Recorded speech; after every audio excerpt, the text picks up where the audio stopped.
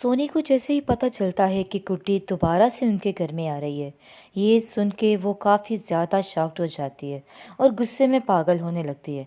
जिस पर वो हमज़ा को कहती है कि पता नहीं ये सब कुछ क्यों कर रहे हो, ये सब कुछ तुम जानबूझ के कर रहे हो, मैं बड़े अच्छे तरीके से जानती हूँ। तुम अपने सारे ऐब छुपाने की खातिर ये सब कुछ करना चाह रहे हो। जिस पर सोनी कहती है कि हमज़ा कहता है कि मैं आपसे कोई बहस नहीं करना चाहता, मैं चाहता हूँ कि बस आप सीधे रास्ते पे लग जाए। इस पर सोनी को मज़ीद गुस्सा आता है और कहती है कि तुम्हें शर्म नहीं आ रही कि आखिर तुम अपनी बड़ी बहन के साथ किस लहजे में बात कर रहे हो। अपने अंदर थोड़ा काबू रखो। यानी कि जब भी वो बेचारा को बात करने की कोशिश करता है या समझाने की कोशिश करता है, वो उसको डरा धमका कर खामोश करवा देती है और हमजा बिल्कुल खामोश होकर रह जाता है। दूसरी तरफ आप देखेंगे कि इशरत का रो रो के बुरा हाल हो चुका है, क्योंकि वो जानती है कि उसकी हर चीज़ की दुआ जो है वो सिर्फ़ और सिर्फ गुड्डी है, और वो ये भी जानती है कि गुड्डी वहाँ पे बिल्कुल भी खुश नहीं है। इसलिए वो कहती है कि देखो हमज़ा, जितनी जल्दी हो सके गुड्डी को यहाँ पे ले आओ, वरना ये बीमारी मुझे ख़त्म कर डालेगी। जिस पर हमज़ा कहता है कि बहुत जल्द हम जाकर ऐसा ही करेंगे। आप देखेंगे कि बहुत जल्द इशरत जो है गुड्डी को अपने साथ ले जाएगी, लेकिन फ़िलहाल उसकी चच्ची जो है उसका जीना मुहाल कर रही है और उस पर तरह तरह के जुल्म कर रही है। लेकिन आप देखेंगे जी बहुत परेशान है गुड्डी और कहती है हमजा कि जैसा भी हो जाए मुझे यहाँ से जाना ही जाना है, क्योंकि ये लोग, मुझे ऐसा लगता है कि एक दिन मुझे भी ख़त्म कर देंगे, क्योंकि ये लोग किसी को नहीं छोड़ने वाले हैं। स्वीटी इन लोगों का इतना बुरा हश्र कर रही है, लेकिन उसके बावजूद इन लोगों पे कोई भी दबाव नहीं है। ये फिर से वही तमाशे शुरू कर देते हैं और दोबारा से वही सारा कुछ, लेकिन इन लोगों पर बिल्कुल भी रत्ती भर असर नहीं हो रहा है। शाज़िया कहती है कि जब तक इस लड़की से मेरी जान नहीं छूटेगी मैं कुछ भी ख़त्म नहीं करूँगी, ये जंग जारी रहेगी चाहे जो मर्ज़ी हो जाए।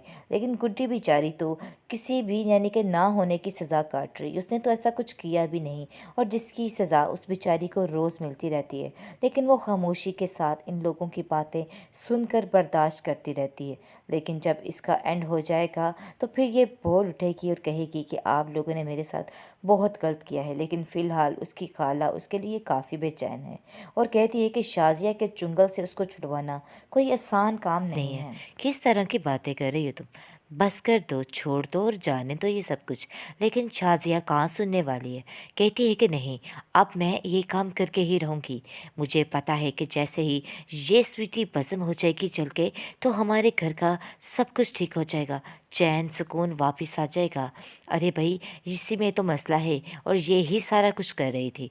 लेकिन आप देखेंगे कि बहुत ज़्यादा बदतर होती जा रही है ज़िंदगी औरंगज़ेब की, और वो रोता चीखता चिल्लाता है। जिस काम में हाथ डालता है वो मिट्टी बन जाता है और कुछ भी उसके हाथ नहीं आ रहा है। आखिर वो कहता है कि शाज़िया, ये सब कुछ तुम्हारा किया धरा है। तुमने जो कुछ किया है गुड्डी के साथ, सब कुछ तुम्हारे सामने आ रहा है। तुम्हें मैं मना करता रहा कि गुड्डी के साथ इस किस्म के पंगे मत लो और उसकी स्वीटी को मत छेड़ना, लेकिन तुमने मेरी एक नहीं सुनी, बल्कि तुम अपनी इस लालच में और अपने इस नफ़रत में इतनी अंधी हो गई थी कि तुम्हें कुछ भी नज़र नहीं आया और तुमने अपनी ही मर्ज़ी की है। अब लो भुगतो, अपनी मर्ज़ी करो और भुगतती जाओ।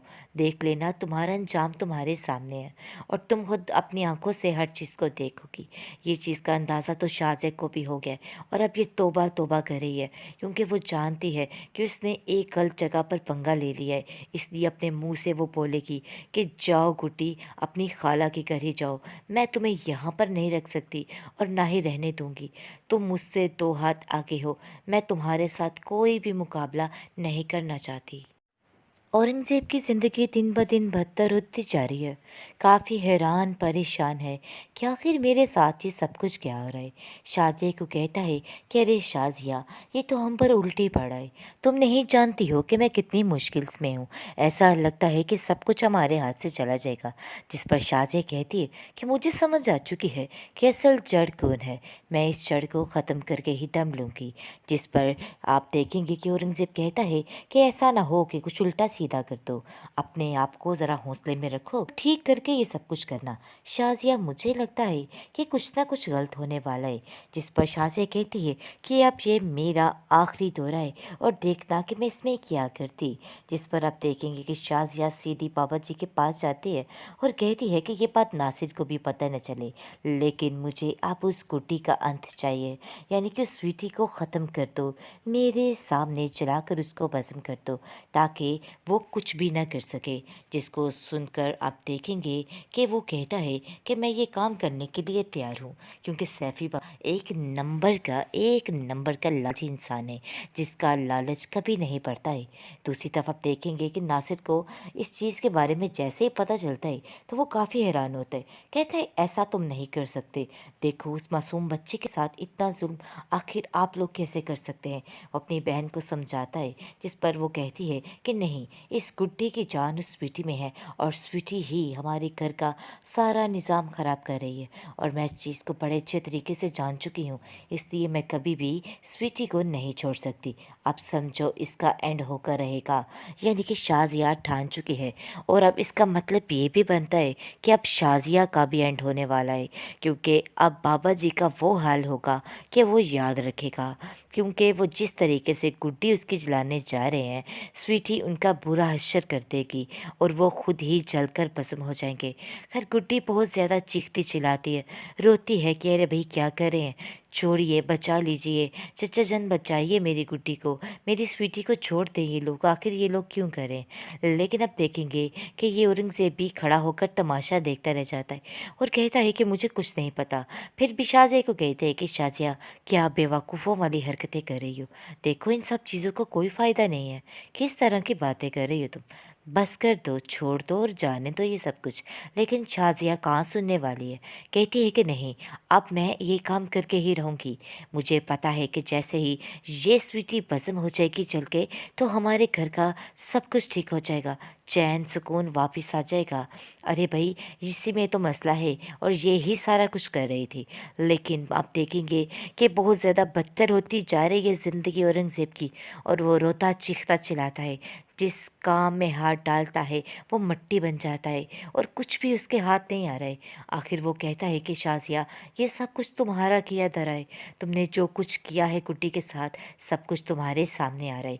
तुम्हें मैं मना करता रहा कि गुड्डी के साथ इस किस्म के पंगे मत लो और उसकी स्वीटी को मत छेड़ना, लेकिन तुमने मेरी एक नहीं सुनी, बल्कि तुम अपनी इस लालच में और अपने इस नफ़रत में इतनी अंधी हो गई थी कि तुम्हें कुछ भी नज़र नहीं आया, और तुमने अपनी ही मर्ज़ी की है। अब लो भुगतो, अपनी मर्ज़ी करो और भुगतती जाओ, देख लेना तुम्हारा अंजाम तुम्हारे सामने है, और तुम खुद अपनी आंखों से हर चीज़ को देखोगी। ये चीज़ का अंदाज़ा तो शाज़िया को भी हो गया है, और अब ये तौबा तौबा कर रही है, क्योंकि वो जानती है कि उसने एक गलत जगह पर पंगा ले लिया है। इसलिए अपने मुंह से वो बोलेगी कि जाओ गुड्डी, अपनी खाला के घर ही जाओ, मैं तुम्हें यहाँ पर नहीं रख सकती और ना ही रहने दूंगी। तुम मुझसे दो हाथ आगे हो, मैं तुम्हारे साथ